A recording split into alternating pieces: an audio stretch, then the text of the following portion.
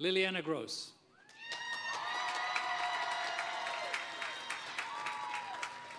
As is the tradition here at Cal State Monterey Bay, our student speaker is the graduate who is selected for the President's Award for Exemplary Student Achievement. That award recognizes a well-rounded student who has made a notable contribution to a particular area of university life through depth of involvement and service as a student leader. Liliana's record of achievement as a scholar, as a mentor, as a student athlete, as an inspirational example of the power of education to change a life makes her an outstanding choice for this award. Dr. Judith Canner from our Mathematics and Statistics Department, one of the faculty members who nominated Liliana, wrote, "Over the last 4 years, I have known her as a student, a tutor, a researcher, a mentee, and as a colleague. Liliana is the embodiment of the vision of the CSU system, that a California resident could come from adversity, achieve an affordable education, and rise to success in a fulfilling career.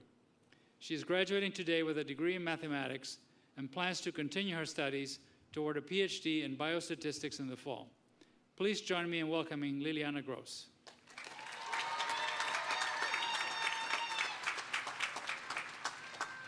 Good morning. Thank you to President Ochoa for this honor.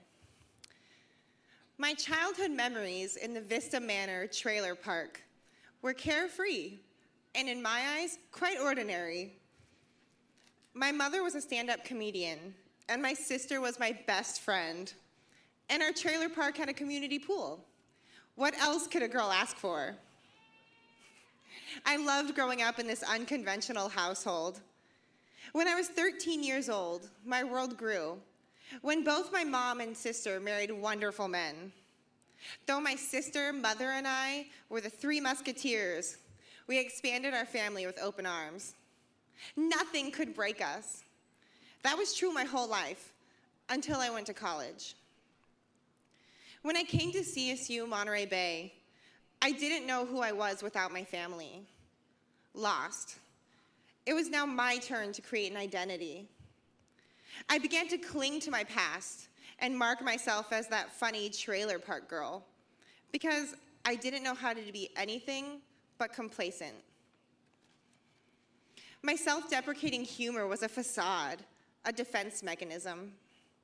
I lied to myself, constantly repeating that I wasn't smart enough, good enough, or industrious enough to follow my passion for mathematics. After a freshman year full of lies, something changed. I opened myself up, and I met you, all of you out there today. I would like to stop and thank you, the 2015 graduating class of CSU Monterey Bay. Thank you for your daily acts of kindness and inspiration. And I want to ask all of you now, who are the individuals that impacted your time at CSUMB? I see you, Molly. Let's share this moment and experiences that make us better. Sophomore year, when I was buried in self-doubt, I suddenly found myself surrounded by incredible students at CSUMB who taught me how to craft a brand new and greater identity. It all started in my lower division service learning classroom. At the time, I looked at service learning like a requirement that got me just one day closer to today, graduation. But in my service learning classroom, I met students who shared their stories with me, whose passion questioned my deflating identity. I wanted to be more like them. One student I met 3 years ago was Maria Preciado. Inspired by her family, who migrated to the United States from Mexico in 2001, they have 3 children in the CSU and UC system. Maria's work ethic and love for the Monterey-Salinas County area made me want to be a better person. She taught me that service was about finding our strengths and giving them back. Through her compassionate works, Maria told me that I had something to offer. My identity as the funny, not smart, and I'm super tall girl was just beginning to crumble when I asked myself, what do I possibly have to offer the world? I remember my mom telling me that I could change the world with mathematics. But now that I was a sophomore, still completely lost, how could I attain such a lofty goal? Just at the time I needed it the most, I met another CSUMB student, Chelsea Ball, who is graduating here today with us. Chelsea and I met in statistics as tutors. I was instantly drawn to her. She was smart and kind and could relate to our students in such a real way. Her calm confidence was beautiful. Mathematics was just what Chelsea did, and she took me along for the journey. Since then, up until 5 days ago when I took my very last final, Chelsea has been my most influential study partner. It was the combination of mathematical theorems, mathematical definitions, and laughter that kept me going when self-doubt started to creep back in. Chelsea taught me that with persistence and passion, I truly did have all the tools to change the world like my mom told me so long ago.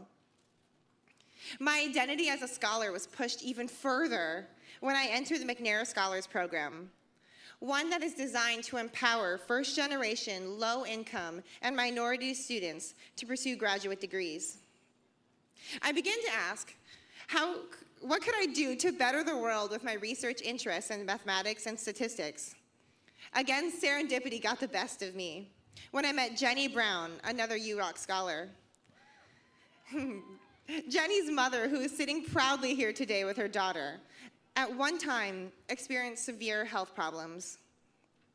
When their family's physician recommended a complete change in diet, her mother saw a huge change in her life for the better. Her health quickly transformed, and as a young girl, Jenny saw the importance of diet on a biological level.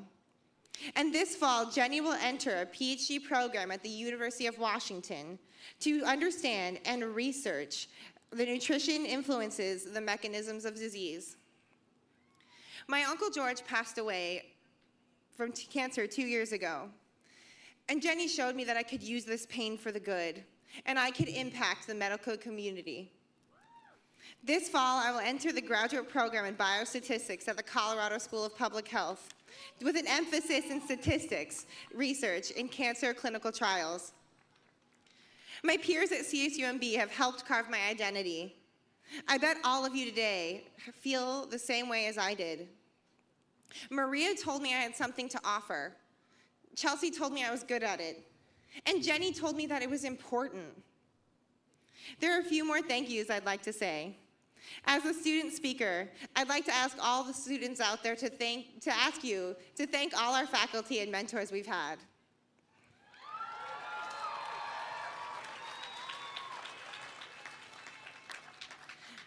To the faculty and staff of the Mathematics and Statistics Department and the Undergraduate Research Opportunity Center, especially Dr. William Head and Dr. Judith Canner for your mentorship. You have pushed me to believe in myself the way that you did 4 years ago. Now I'd like to ask you, please join me in thanking all of our families. You are our motivation. I'd like to thank all my family for being here today. Mom, thank you so much. I love you. You always expected me to be the best because you always thought I could do it, even when I didn't think so. Emily and Tim, you have been there for me in my lowest of days, always reminding me that I'm worth something. To my husband, Mike, I want to thank you for taking your dreams, my dreams, and making them our dreams. I would not be the person I am today without all of you out here, students, faculty, and family. Each one of you has inspired me to be better, stronger, and to make a difference. I am no longer that scared freshman, foolishly afraid of the future. At CSUMB, we value service, teamwork, community impact, and integrity because of our collected shared values shaped by amazing individuals around us daily. We are an unstoppable entity. But most importantly, today, we are the 2015 graduating class of California State University, Monterey Bay. Congratulations, we did it!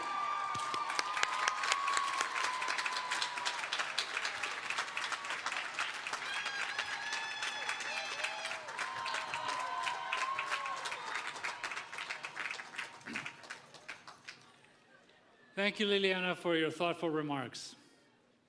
Today, our commencement address will be given by Hugo Morales, a trustee of California State University, who is both an eminently successful businessman and an advocate for the importance of providing opportunities for diverse voices to be heard through our public media.